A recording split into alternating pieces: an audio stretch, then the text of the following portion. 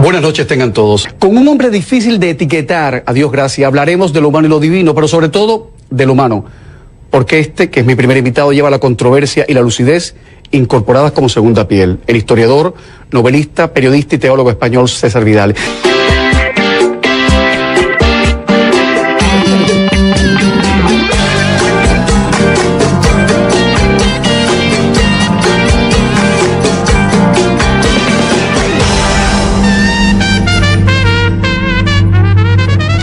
El primer invitado de hoy dice que no cree en la religión. No cree en la religión, pero es el autor de un libro considerado por muchos como un punto inamovible de referencia, Historia secreta de la Iglesia Católica en España.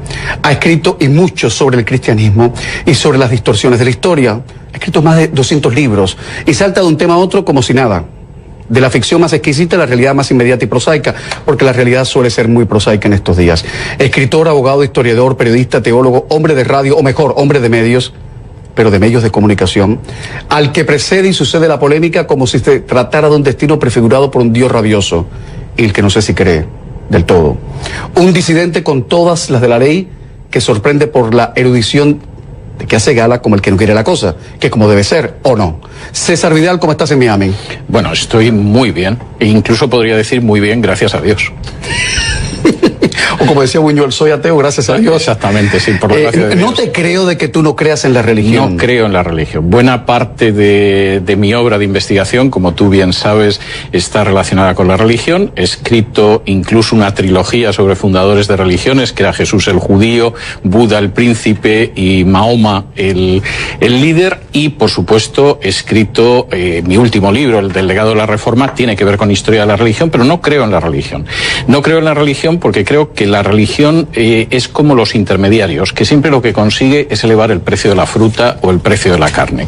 Yo creo que hay una posibilidad de adquirir una relación personal y directa con Dios. Creo, en eso sí creo, y además forma parte esencial de mi trabajo y de mi cosmovisión, pero creo que la religión, en términos generales, pues en algunos casos proporciona ciertos consuelos, pero en términos generales no deja de ser uno de tantos instrumentos para ovejunar a la especie humana. Me gusta el verbo ese, ovejunar.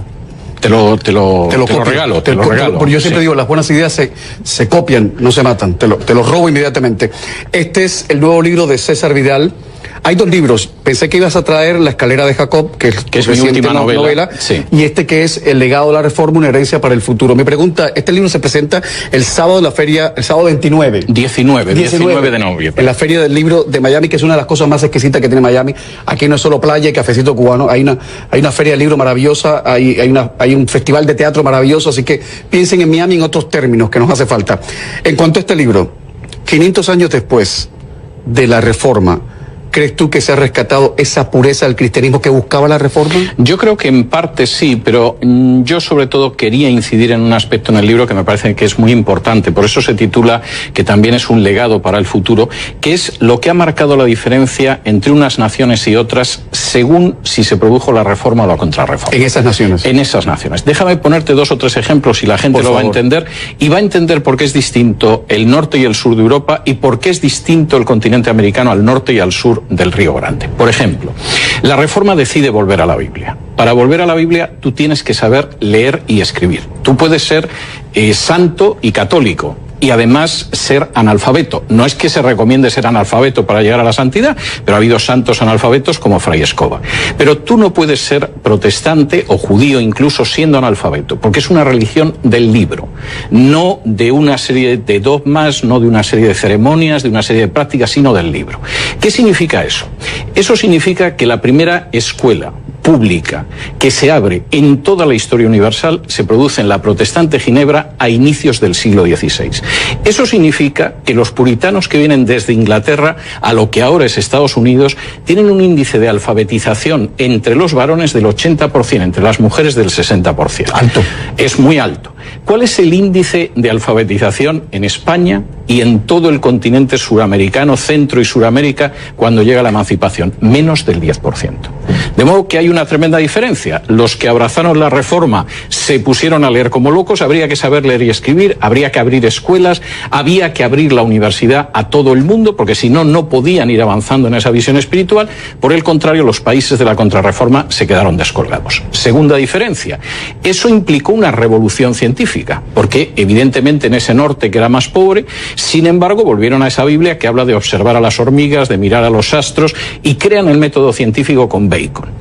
¿Cuál es la consecuencia de eso? Te voy a dar un dato que es bastante claro. Hasta 1990, prácticamente el 95% de los premios Nobel serios, es decir, estoy hablando de física, de medicina, etcétera, eran protestantes y judíos. En estos momentos, el último informe de 2016 sobre las 50 primeras universidades del mundo, por supuesto en cabeza está Estados Unidos, después está Gran Bretaña, otro país de la Reforma, Alemania, Dinamarca. Entre esas 50 universidades no hay una sola universidad, ni de España, ni de Italia, ni de Portugal, ni de Hispanoamérica. Nos quedamos descolgados porque nosotros no tuvimos reforma, sino que tuvimos contrarreforma. Permíteme darte otro ejemplo. No, por favor. La idea de la supremacía de la ley. La reforma vuelve a la supremacía de la ley porque, entre otras cosas, llega a la conclusión de que tiene que haber una ley que esté por encima del rey y que esté por encima incluso del Papa. El rey, el emperador, el Papa no pueden estar por encima de la ley. Así que prefiguraba el Estado laico así. Exactamente, claro, ellos prefiguran el Estado laico. Lo primero que hay es eso. ¿Qué sucede? Pues que en 1640, mientras España termina de desangrarse, porque se ha convertido en la espada de la contrarreforma y en medio de las guerras religiosas se desangra a pesar de todos los metales preciosos que vienen de América, Inglaterra decapita a un rey. No es que sea un mérito decapitar a un rey, pero tienen que decapitar a un rey porque efectivamente ese rey ha querido colocarse por encima de la ley y por encima del Parlamento. Claro, esos son trayectorias distintas. ¿Cuál es nuestra experiencia en España, en Portugal, en Italia y al sur del Río Grande? Que todos sabemos que hay gente que está por encima de la ley, que todos sabemos que hay gente que nunca va a comparecer ante la justicia, que además los caudillos, sean de izquierdas o de derechas, aparecen continuamente. Bueno, o no se van. O no se van. Y no se van. Hay uno que no se van. Uno que no se va. Y efectivamente esa es una gran diferencia. Y hay otra diferencia que voy a marcar, aunque podría señalar muchas más, pero que me parece importante. Como la reforma se basa sustancialmente en la Biblia, su visión del ser humano es prudentemente pesimista. Es decir, no cree que hay una autoridad suprema y absoluta que nos va a bendecir a todos, sea el Papa, sea el emperador o sea Fidel Castro. No. O sea, que hay que trabajarlo. Lo que cree es que el ser humano en realidad tiende hacia el mal. Y el ser humano, si tú le das mucho poder, acabará siendo un tirano siempre, porque no va a frenar su ansia de poder. El ser humano tiene una tendencia hacia el mal, seamos realistas y reconozcámoslo.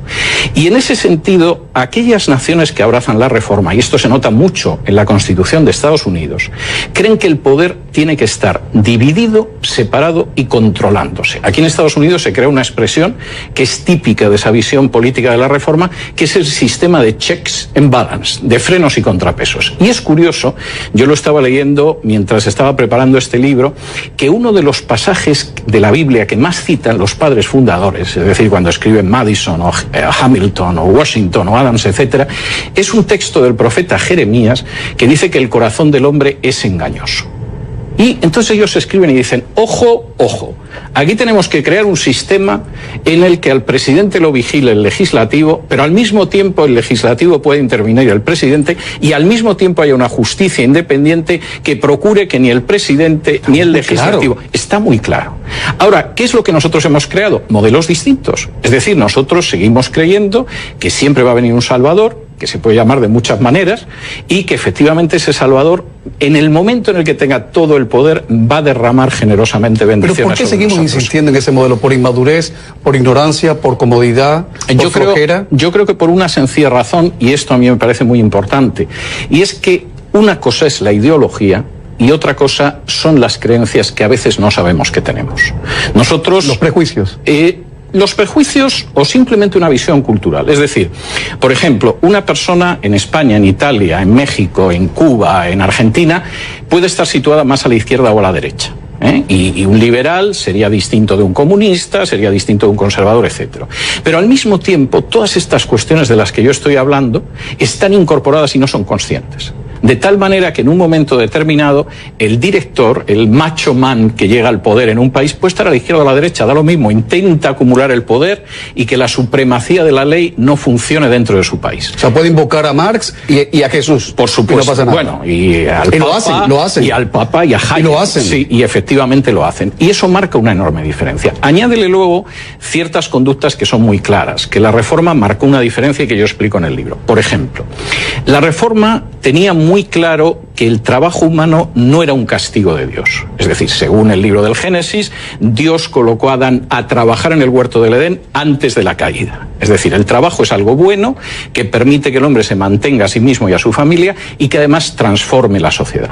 Pero la visión católica medieval es que el trabajo es un castigo, es una maldición. Y los españoles que llegan al sur del continente, gente generalmente muy valiente, hay que reconocerlo, no vienen para trabajar. Es más, en el tercer viaje de Colón, que vienen muchos, es interesante, como yo he examinado los documentos, como los españoles dicen, oye, es que para trabajar nos habíamos quedado en España y no habíamos venido a las Indias. Yo soy un señor y punto. Y por supuesto, eso es una visión de la política en la que también la política no es llegar al poder al servicio de la comunidad, sino que la política es concebida como el elemento de conquista y reparto. Ahora, yo te digo, tú contempla lo que pasa al sur del Río Grande o contempla lo que ha pasado históricamente en el sur de Europa, en una Italia, en una España, en una Portugal.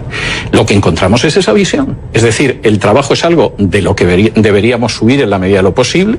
De hecho, en España hay una frase que las madres dicen mucho a los hijos, que es: hijo, busca un trabajo donde no se trabaje, que es una contradicción absoluta, ¿no? En Cuba dice que inventen ellos. Por ejemplo, es una frase además muy española, además de Unamuno, que la defendía encima con orgullo. Y al mismo tiempo hay una visión de la política en la cual uno conquista. Es decir, lo que yo hago es conquistar y repartir a la gente que me ha seguido. Claro, eso tiene muy malas consecuencias. Mientras que la visión en esos países norteños que volvieron a recuperar valores que había en la Biblia es: no, el trabajo es bueno. Y además, incluso la conquista es una colonización más que una conquista. Te voy a poner un ejemplo que es muy significativo. En los años 60, aquí en Estados Unidos se filma una gran macroproducción de Hollywood en 4 partes, con 4 directores, que es toda una filosofía de la historia americana, que es How the West Was Won, cómo se ganó el oeste, sería la traducción. Donde empiezan con los pioneros van sembrando la tierra, van avanzando hacia el oeste, y el último capítulo es la ley y el orden. Es decir, el acabar con los forajidos. Y ahí hay toda una visión de la historia. Empezamos colonizando y al final hay ley, orden, trabajo y prosperidad. Es toda una visión americana, nacida de la Reforma. En España eso no lo podían entender, lo de cómo se ganó el oeste. ¿Y sabes cómo se tituló la película? La conquista del oeste. Claro, porque estaba la silla turca. Porque estaba esa visión de que en realidad la idea del servicio público no existe en nuestra lengua española. Porque es una idea ajena a nosotros. Nosotros venimos de una cultura hispano-católica, de la contrarreforma, que cree en que conquistas y repartes. Y eso además es lo lógico. Hombre, encima de que conquistas no vas a repartir. Pero mucha gente que está viendo el programa, historiador y periodista español César Vidal, esta noche en Camilo, un hombre que no encaja bien, gracias a Dios, ni en los esquemas de la izquierda tradicional, ni de la derecha retrancona. Es un hombre difícil de clasificar. Desde ya me temo que vas a tener que volver. La gente muy rarita de clasificar, me encanta que esté en el programa. Lo estoy pasando muy bien, pues, o sea que estoy encantado. Te tomo la palabra y tienes que volver. En el año 1977, tras la lectura del Nuevo Testamento en la lengua griega original, algo te pasó. Bueno, pasó algo que yo creo que es importante. Empezábamos hablando de que yo no creo en la religión, pero yo había estudiado griego en el bachillerato y no me apetecía perder mis estudios de griego, que además habían tenido muy buenas calificaciones. Y el único texto que yo encontré en griego para poder leer todos los días y no perder ese griego clásico fue el Nuevo Testamento, que se escribió en griego en el siglo I. Y lo que yo experimenté leyendo ese Nuevo Testamento fue una conversión, no hacia una religión, sino que fue una conversión en el sentido etimológico real de la palabra, en volverme hacia Dios y el encontrarme con Jesús.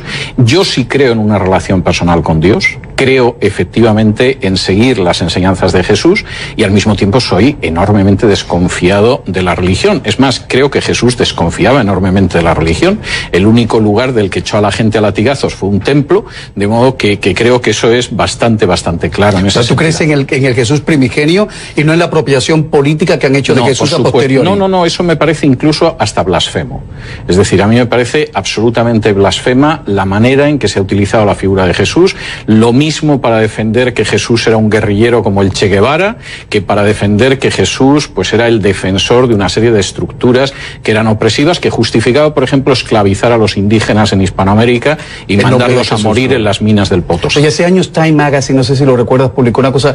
¿Qué pasaría si Jesús viviera ahora? Y decían, Jesús tendría que ser demócrata, tendría que escuchar a NPR, la radio pública, y manejar un Land Rover. A mí me parecía...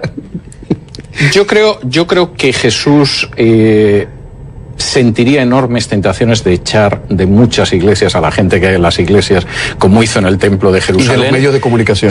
Creo que sería enormemente crítico con los medios de comunicación y con los políticos, y creo que tendría enormes posibilidades, quizá no de que lo crucificaran porque ya no se estila, pero de tener un accidente de automóvil, por ejemplo, que es como a veces se deshacen de los disidentes. O un envenenamiento por polonio. Exactamente. O esas cosas que inventan cierta gente. Exactamente. Que no nos pase nada a ti y a mí por lo que hemos hablado esta noche. No, sobre todo a ti, por favor. Seguro. Que eres un hombre lúcido. Seguro que no. No, ha sido un placer. Disidente de profesión. Me encantan los disidentes de profesión, César. Ha sido un placer. Muchas gracias. Ha sido un placer. Tienes que volver, por favor. Lo haré encantado, Dios mediante.